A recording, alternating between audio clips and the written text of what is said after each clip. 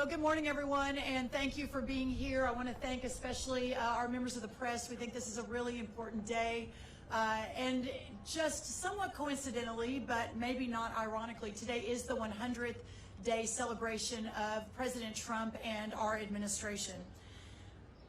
We have a really important thing to talk about today, and you'll get to hear very quickly from the incredible people standing behind me. No one more incredible than the Maude family. But before I turn it over to Charles and Heather and their beautiful children, a couple of quick top points to be made. 11 days ago, Americans came together to mark the 250th anniversary of a fight for freedom that continues to this day. The commemorations of Lexington and Concord are not mere memorials of a bygone time. The Minutemen, who were farmers and townsmen alike, did not bear arms for causes irrelevant to us now. They were content to be citizens, but they fought because they refused to be subjects. And having exhausted their appeals to an insensible king and a contemptuous parliament across many long years, they knew that only one appeal remained, the appeal to heaven. The arbitrary quality of royal government, its claim of unlimited power, and its wholesale willingness to destroy the lives and the livelihoods of all who opposed it, even in the slightest respect, was precisely what made it so abhorrent. Our forefathers won the revolution to rid themselves of it, and in that sense, to oppose it is the most American thing imaginable. To perpetuate and pursue it, on the other hand, to assert that government unaccountable to the people nevertheless possesses the prerogative to rule and ruin the people, is the most un-American thing imaginable. It is precisely what America exists to defy, to prevent, and every day to fight against. This un-American sentiment, this claim to the right to rule without recourse, is also precisely the prerogative that some bureaucrats under the Biden regime decided to assert, and their targets were an innocent and unimpeachable American farm and ranch family, the Maudes of South Dakota, who join us here today. This family, targeted solely over what should have been a minor civil dispute over grazing rights on 25 acres of public land, was prosecuted, credibly threatened with jail sentences so extreme that they were told to find alternatives to raise their young children. Charles and Heather Maude live on a fifth-generation family farm in Pennington County, South Dakota, close to Mount Rushmore. There, they farm 400 acres. They raise about 250 head of cattle and about 40 sows. 25 acres of their property touched upon the Buffalo Gap National Grasslands, which is administered by the U.S. Forest Service. The Forest Service allowed them an informal agreement for their cattle to graze for decades, and the family assumed that a process was underway to clearly survey and establish the boundaries. But that didn't happen. The Biden administration criminally charged the Maude family for theft of government property. And for too long, for years now, they have endured a torturous legal process and suffered as victims of the Biden regime's reckless lawfare. Just imagine a government that would be willing to de facto orphan American children over a mere dispute of 25 acres of land. The men of Lexington and Concord knew what sort of government was like, knew what that sort of government was like, and they knew what to do about it. The Maude family, too, faced with destructions at the hand of the state, made their appeal to heaven, and Providence answered. Thanks to the leadership and the unequivocal and bold leadership of President Trump and his directive to put Americans first, we have the pleasure to announce that the criminal prosecution of the Maudes is now over. They will not be driven from their home. They will not be jailed. They will not be fined. And their children will grow up with the mother and the father they love and who love them. In our rejoicing, we must also find resolution. The prosecution of the Maudes should never have happened. And the fact that it did is, in the words of Thomas Jefferson, a great farmer himself, it is a fire bell in the night.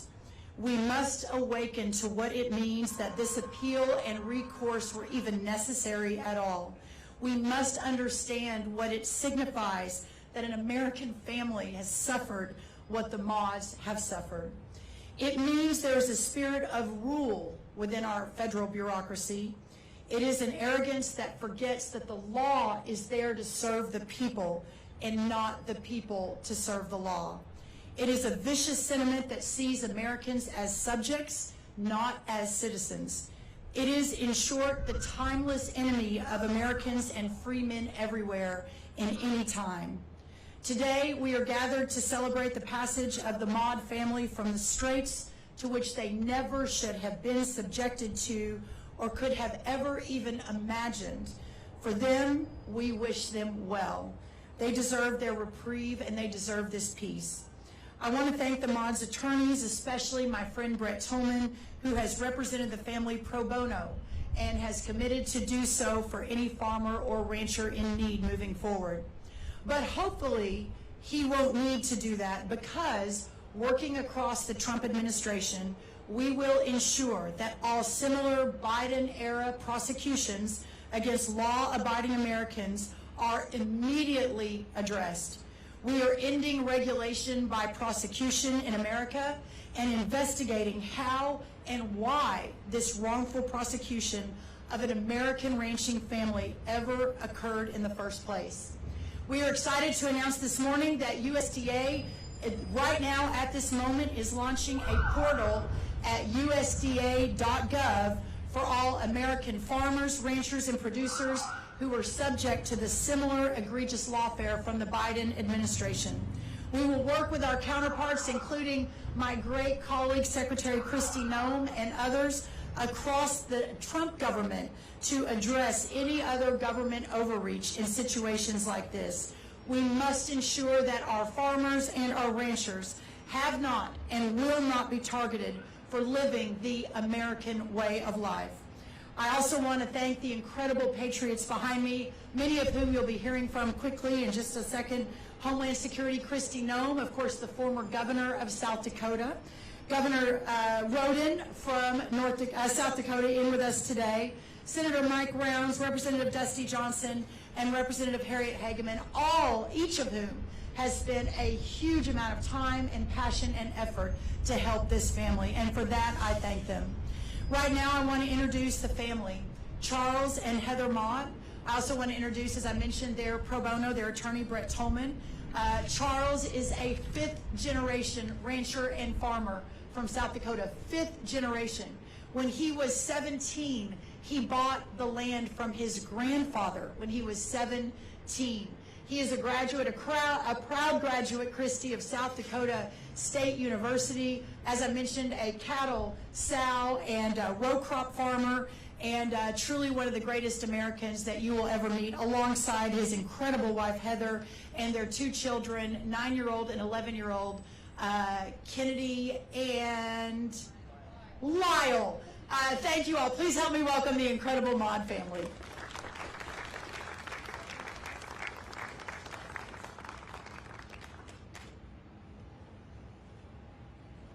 My name is Kennedy Maude.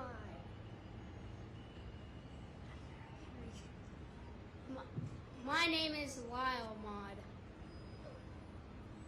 I'm Charles Maude, and I just thank all of you for being here today and all that you've done to help us. I'll let my wife speak. Okay. Thank you all for being here. My name is Heather Maude. I am the officially elected spokesman by these three. We would like to thank you all for being here. We would like to thank the people behind us for being here. Secretary Rollins, Secretary Noem, Dusty Johnson, Larry Roden, and Mike Rounds from the state of South Dakota, and Harriet Hageman. We are incredibly grateful to the Trump administration and all of these key players that have done so much so quickly relative to what we were facing before to get us where we are today. And I would just like to take a moment to briefly reiterate a bit of what Brooke said. We are both fifth generation farmers and ranchers. Our families have a combined 250 plus years in production agriculture. We paused briefly in that pursuit in our grandfather's generation when both of my grandfathers fought in World War II, and Charles's great-grandmother is a 4-star war mom, meaning that 4 of her sons went to war and all 4 went home. But before and after fighting for the freedoms of this nation, we have pursued our primary passion that led Charles and I to find each other, which is production agriculture. And when this hit, it hit at the heart and soul of our place that has been in Charles' family since 1910. They came to the area in 1907 and purchased the adjoining property in 1910 and have managed it without issue and with great care since. And when this unnecessary grievance came to our family, we knew that we were innocent of any wrongdoing, and we sought to find a resolution, and that was not forthcoming from the other side. So again, I'm going to list some people that we've worked with the most directly, but I know there are a great many others behind the scenes, and we appreciate all of that help. We have my press gals that initially broke this when we could not speak. We have Carrie Stadheim, editor of Tri-State Livestock News, Rachel Gable, assistant editor of the Fence Post, and Mariah Tibbetts, who is not with those publications anymore, but did quite a bit of editing behind the scenes. Keely Cavello with American on One, and it kind of grew from there. I've listed several of the people behind me. We also have Karen Budfalen, who is currently serving as the Department of Interior Associate Deputy Secretary. We had members of RCAF were the first ones to come and view the allotment, and Shad Sullivan picked up quite a bit of press for us on this and has really helped. We have Ethan Lane, Senior Vice President of Government Affairs within CBA, who is instrumental and really helped us get this going right off the bat. Caitlin Glover, Executive Director of the Public Lands Council, who I'm very fortunate to have known for a number of years and who has just been by our side from day one, and we appreciate that. Wyoming Farm Bureau Federation, South Dakota Stock Growers Association. Our South Dakota State Representative Liz May brought 15 state legislative people and elected officials here the first weekend of April to view the allotment, and they have done a great deal of work since. We appreciate all of their efforts on our behalf. I want to thank my mom and dad, and I'd like to thank Charles' parents too.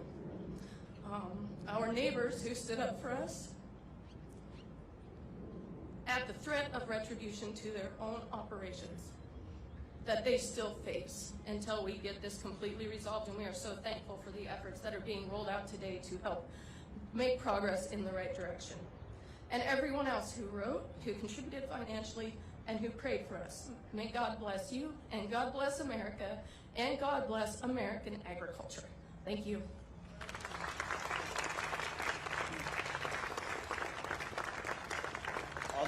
I'll just say real quickly, facts and law become very, very important, obviously. Many people don't know that the mods were on this land even before the Forest Service existed. Just think about that aspect of it. I'm honored to fight for them. I hope that I don't have more clients that are in this situation, but what Secretary Rollins said is true. We want to represent farmers and ranchers that are going through this. There is nothing more devastating than watching the criminal law used to actually hammer a family or an individual. We all saw what happened with President Trump, and we all saw his reaction to that. But what you may not have noticed was he realized that this is how the law is now being abused, is it's targeting individuals and going after them when they don't have criminal intent. I want to thank the President for going through that, and for also the mandate to all of us to find those instances in which we can help bring justice to those that don't have a voice. Thank you, Secretary Rollins. Thank you so much. Thank you, Brett. At this point, it's my great honor to welcome to the podium Secretary Kristi Noem, of course, our Secretary of Homeland Security, but former governor of South Dakota, and herself a farmer and a rancher. So, Secretary Noem, what an honor to have you here. Thank you so much. Well, good morning. It's so wonderful to be with all of you, and what an honor to be here to see justice come for this family. Charles and Heather and Lyle and Kennedy have literally been through hell. They have been threatened with not just their livelihoods, but their freedom by the Biden administration, and today that is rectified. And it's rectified because of the leadership of President Trump and an advocate and a fearless fighter in Secretary Rollins. I'm so grateful to her for listening and for taking action when others refuse to do so. I first wrote a letter to the Biden administration and to Secretary Vilsack over a year ago about this issue and the prosecution of the Maude family. Asked him to look into it, to stop the persecution, to give them the freedom to operate their land like so many had before them for many generations. That letter was completely ignored. I followed up with several phone calls, spoke directly to Secretary Vilsack about it, and he completely ignored our pleas for justice. Listen, I know I'm a farmer and rancher of many generations, and land is everything to farmers and ranchers. It's our legacy. It's what we leave our kids. In fact, I've always believed that God might just love farmers and ranchers a little bit more. Because if you look at Scripture, it talks over and over and over again about sowing and reaping and the harvest and cattle on 1,000 hills. And in this country, we recognize that food policy is a national security issue. We have many farmers and ranchers out on our land because it is important that we always be able to feed ourselves in the United States of America, that we don't have one person or one country controlling our food supply. Therefore, we have policies in place and families in place like the Maudes to protect our food supply so we can continue to be free and under the vision that our founders gave us with the greatest experiment in human history, which is the United States of America. So I'm so grateful to this family for their strength. I'm grateful for Brett for his work in defending them and doing so to save them a little bit of dollars that they could continue to put into their operation and raise their family.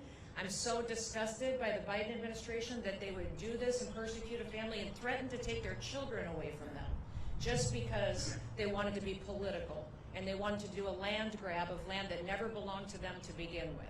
In South Dakota, our motto has always been under God the people rule. And I hope this country remembers that we aren't controlled by a federal government that should attack people and prosecute them criminally. We aren't controlled even by leaders at the state or local level. The power was given in our Constitution to the people, and that we should always respect that and recognize that many of the rights that were done under the last administration can be fixed and are being fixed every single day because of leaders like Secretary Rollins, because of her hard work in listening and understanding the challenges that are out there, and because President Trump is in the White House and he's bold and he's fearless and he's taking action on so many of these things. So thank you to the Lieutenant Governor that is now the Governor of South Dakota for his discussions in this the whole way along. He was constantly giving me updates on what he heard about the Maude family and how they were suffering. He brought it to my attention when we first had heard about the prosecution, discussed it many times, and was supportive of the letters that were written and the calls that were made as well. And so I thank him for his leadership and the others that are serving in Congress behind me, Dusty Johnson, Senator Rounds, Harriet Hegman. They've just been fantastic and unified in making sure that we saw the right thing get done today, and we'll continue fighting for our nation's farmers and ranchers. God bless you. Speaking of the governor of South Dakota, I've talked to a lot of people over the last few weeks about this case, but no one more than Governor Roden. So certainly appreciate his diligence on this issue and the conversations we had many, many times, and getting to this point. Himself a farmer and a rancher, Governor Roden of South Dakota.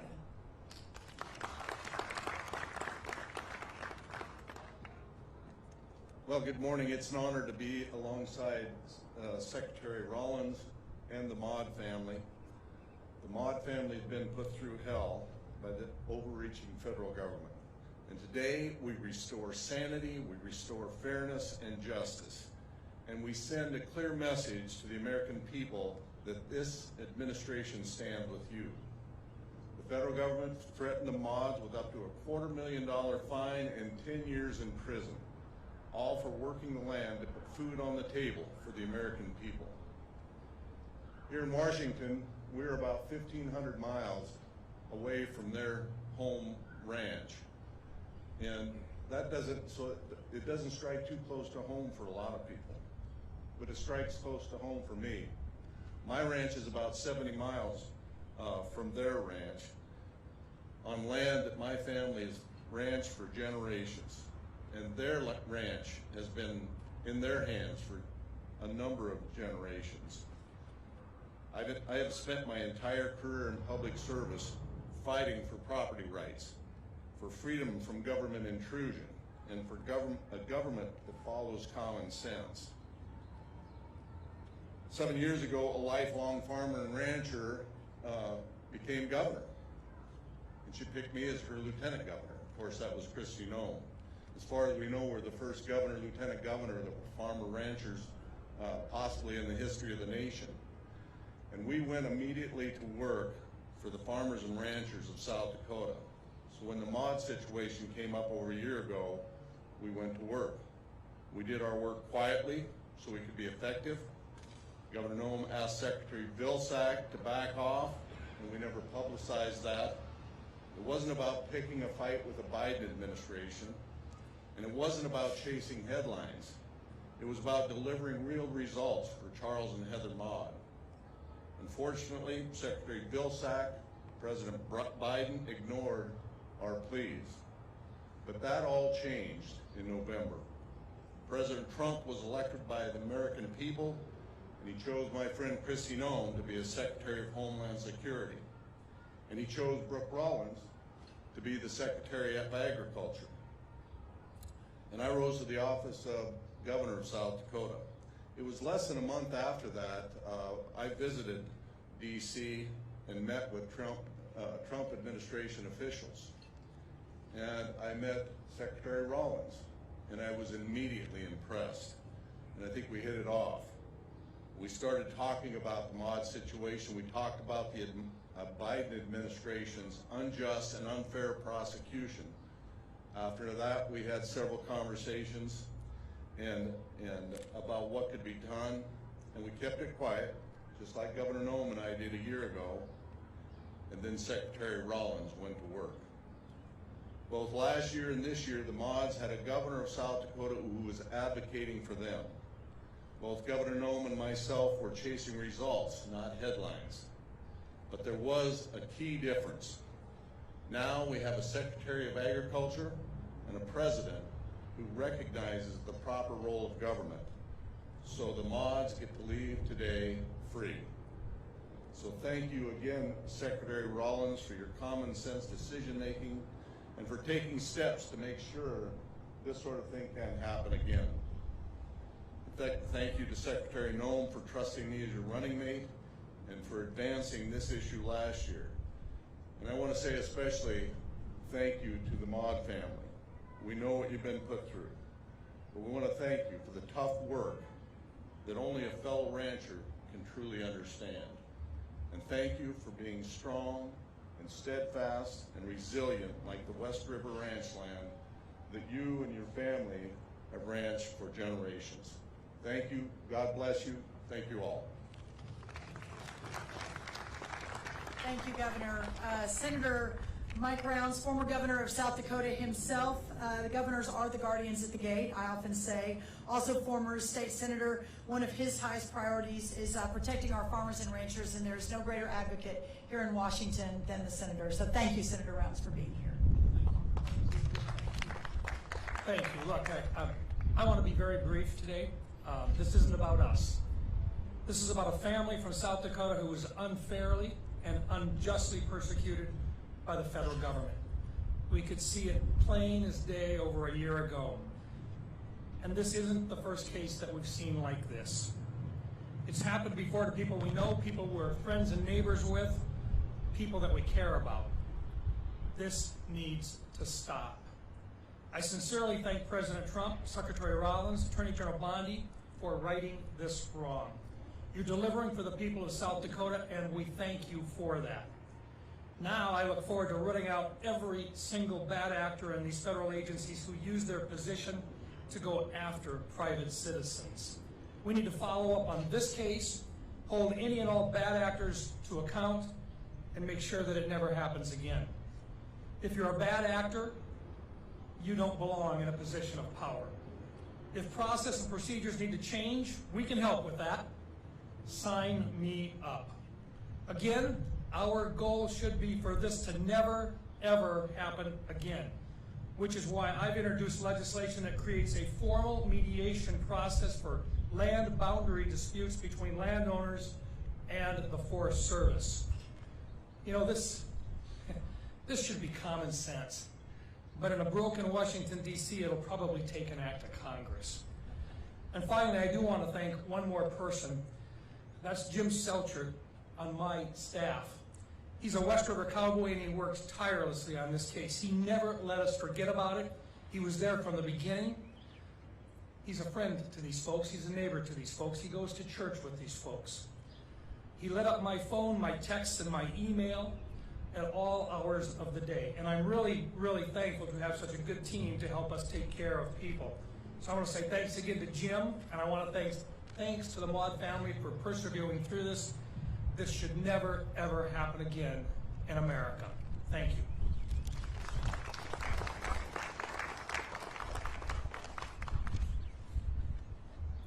Congressman Dusty Johnson, he is here with us as well, member of the House Ag Committee and specifically representing the Maude family. Congressman Johnson, thank you.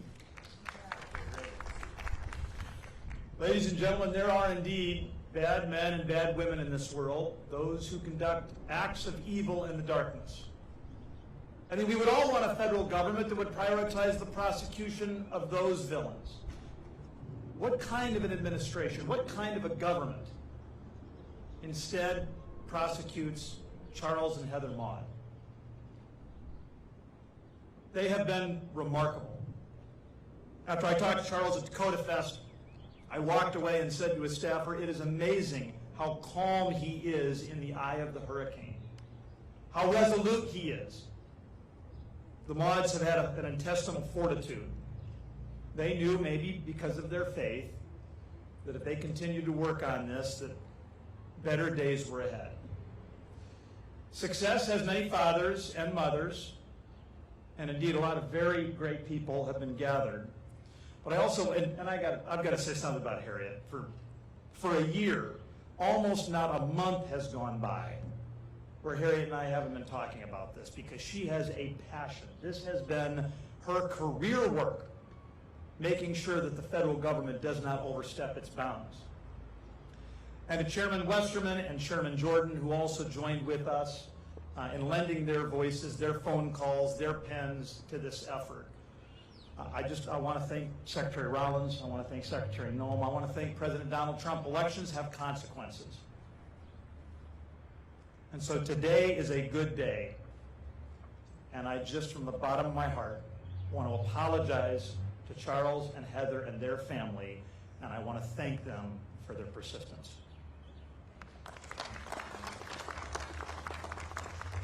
And our final speaker, speaking of Congressman Hageman, who has just been so relentless on this and is a true warrior, from the neighboring state of Wyoming, defender of Wyoming landowners' constitutional right to own and manage private property. No greater warrior than the amazing Harriet. And then press will take questions as soon as she finishes. Harriet. Charles and Heather, Lyle and Kennedy, we are all so glad to have you here on this beautiful day for civil liberty. Power corrupts, and absolute power corrupts absolutely. And boy, was this an abuse of power.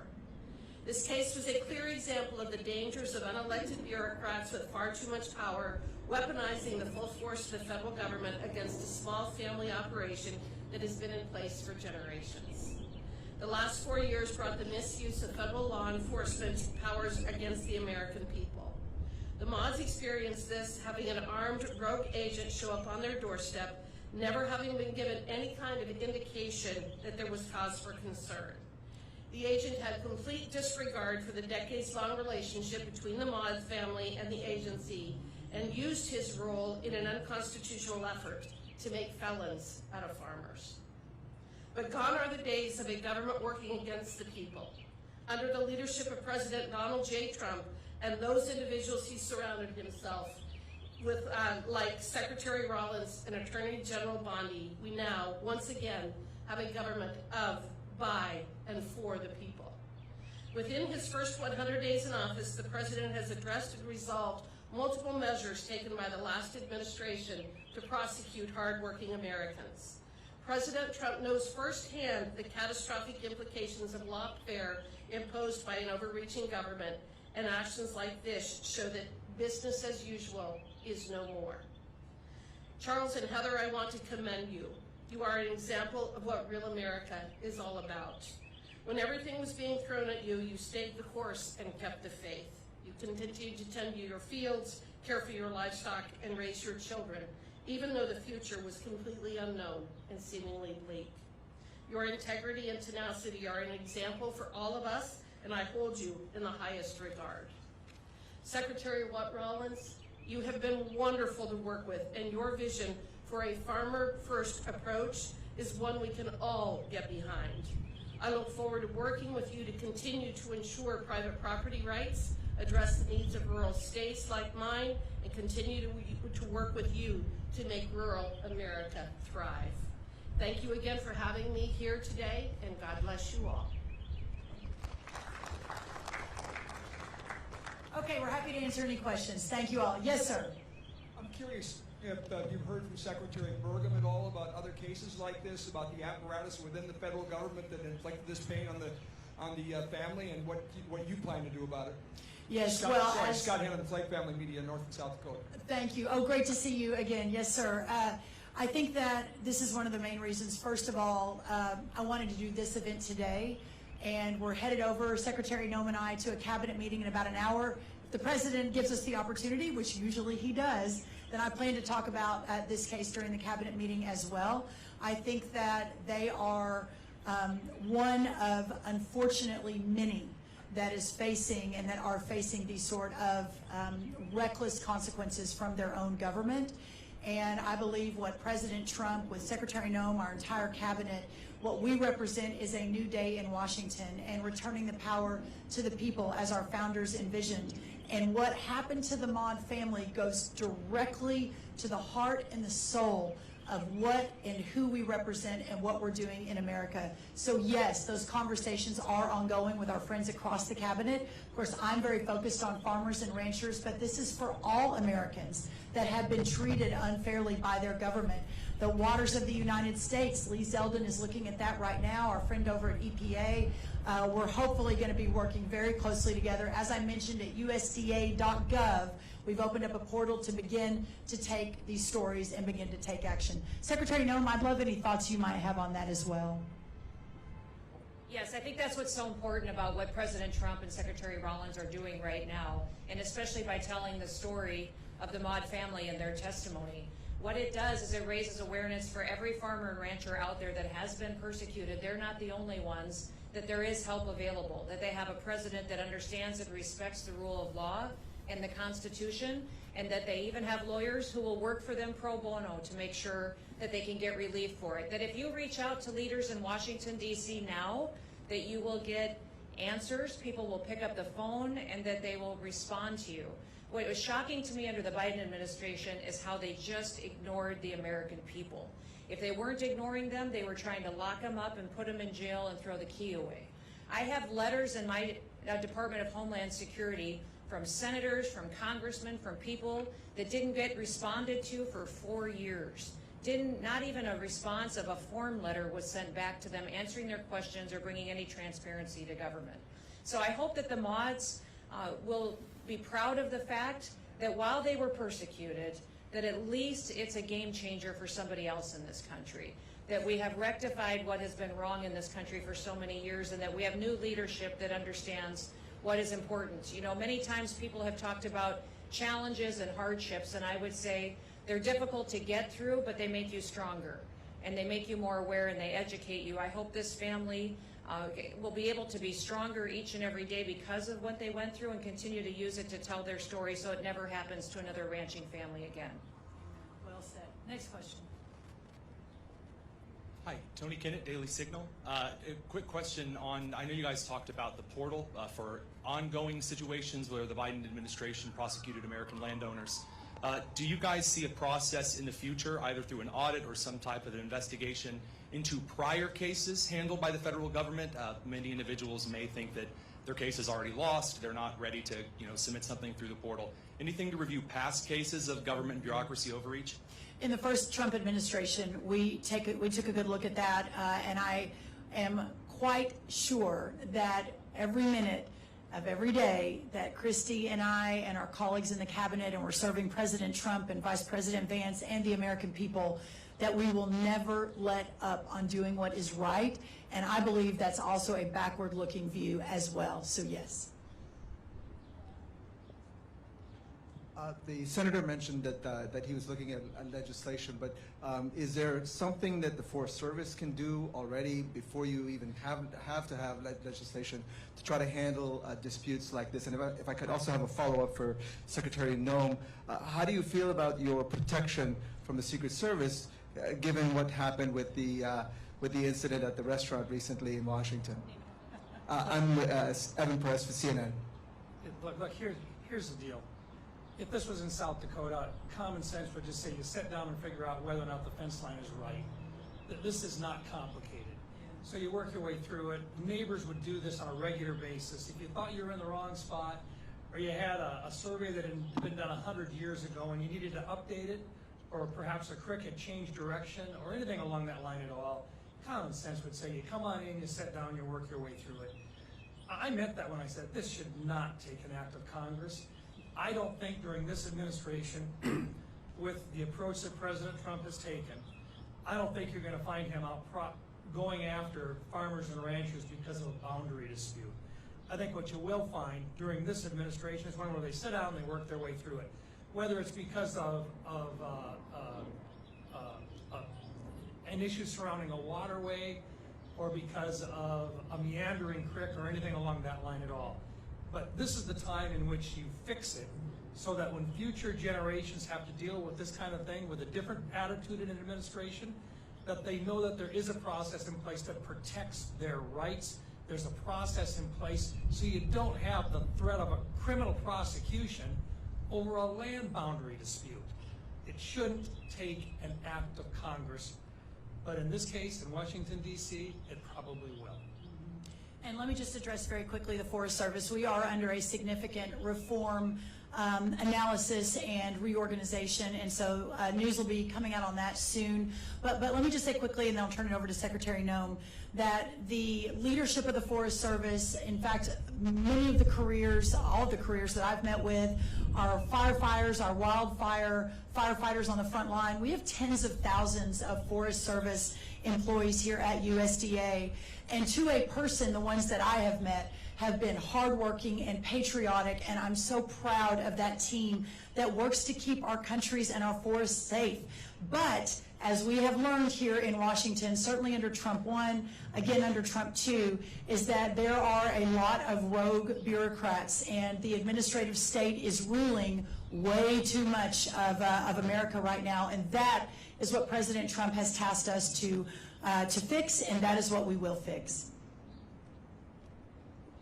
You know what I would say about the Forest Service and the Biden administration is they did not have to take this action. They chose to take this aggressive persecution of this family to the extent that they did. There are already provisions in law that allow the Forest Service to resolve this and could have given the Maude family the land that their family has been on for generations without a fight like this, without a persecution like this. So this was a purposeful attack on their family and their freedom and their livelihood that, thank goodness, because of a new administration, we don't have anymore today. As in regards to your question, we have Sean Curran, who's the new director of Secret Service, who I have full faith and trust in. And I would also say that my experience was just a little bit of what the American people have been living with for years. The American people have been living in communities where they've been victimized by illegal criminal aliens, and the perpetrators of the crime against me had done this dozens of times to people across this country over and over and over again from city to city. I'm thankful they're off the streets. I'm thankful that they're now going to face the punishment for their crimes, and it gives me new motivation and the president new motivation every day to continue to do the work that we're doing, and that is cleaning up America and making sure that we're getting it safe again for the families who live here. One quick thing, I hope it isn't lost on the press especially, that while we're standing here with a fifth-generation rancher with their 2 young children who are great Americans who've never done anything wrong, that the Biden administration was actively working to put in prison, while at the same time, many of those same elected officials on the other side are actively working to get out of prison gang members, illegal aliens, etc. We are not the same, and I think that's an important point to make today. Yes, sir, on the end. Hey there.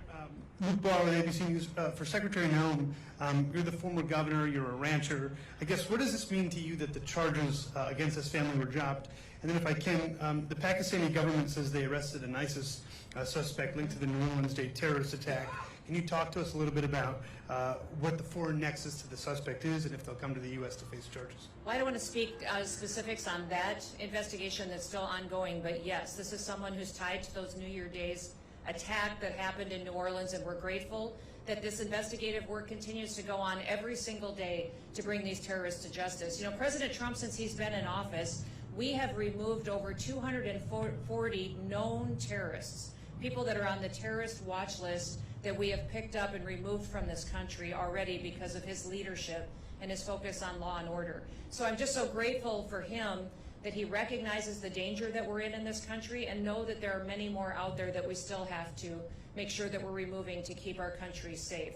So many times when we talk about national security, we talk about it from beyond our borders.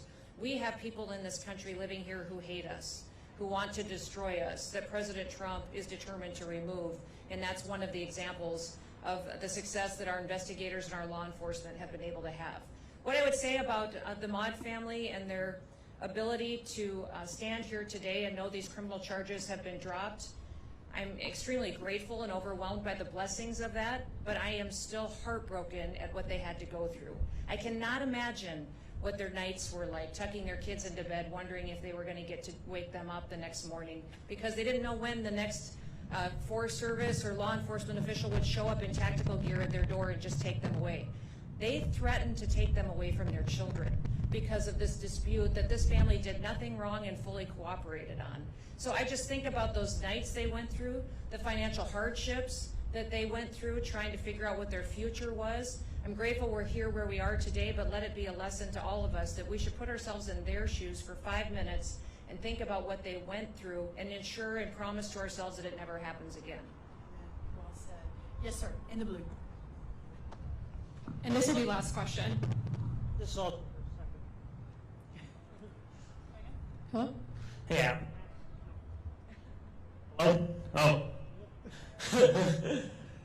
Max Cotton with Gray Media. This is also for Secretary Noem. We're talking a lot about government agents showing up. Well, an Oklahoma family of American citizens recently said that ICE agents showed up at their door and raided their house, and they said, quote, traumatized them and took their belongings, including their life savings and electronics. What's being done to ensure that American citizens aren't raided by ICE? Now, I will tell you that every single case that we are tackling right now is based on a case that is built up over much research, enforcement, information from different branches, whether it be local, states attorneys, U.S. attorneys, the DEA, ATF, the cooperation that we're seeing at the local and state level to build the cases of where we go and what we do to interdict criminals is done and done properly. So every single specific situation I can't speak to directly, but I will tell you that I trust that the work that is being done appropriately, and that when we are interdicting certain individuals, it's because of the perpetuating crimes that they have conducted throughout their communities and throughout their states and country. Great. Thank you all very much. Thank you for coming today. Thank you all for joining us.